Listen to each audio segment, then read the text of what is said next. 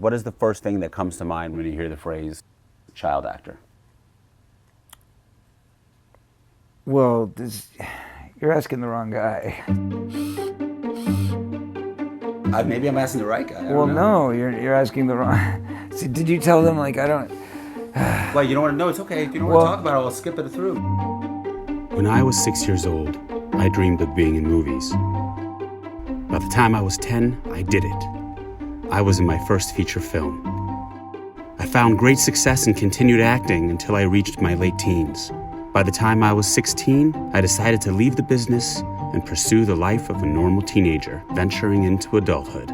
But as I reached my mid-20s, I realized the one thing I left behind was the only thing I couldn't live without. So I returned to the world of acting. Since I came back to the business, I've been constantly asked this recurring question. How is it that I seem to be pretty normal for being a child actor? You're so normal. I honestly had no idea how to answer that question. I kind of took offense to it. Not every former child star that hasn't become an A-lister is down and out or in and out of rehab.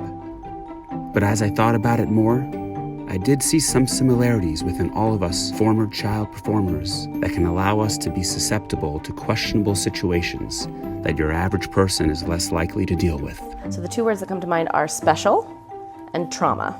So I do think that there is a stigma associated to it. The word child actor creates fear for actual actors because we don't know if we're ever going to be successful again. We don't know if we're ever going to be famous enough for them again. We don't know.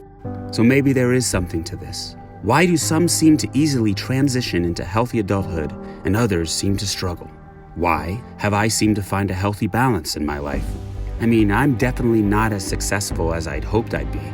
And maybe there is something blocking me that has to do with growing up in the limelight. I personally feel that every child that grew up in the limelight is connected by something a little deeper, something stronger, something that binds us together.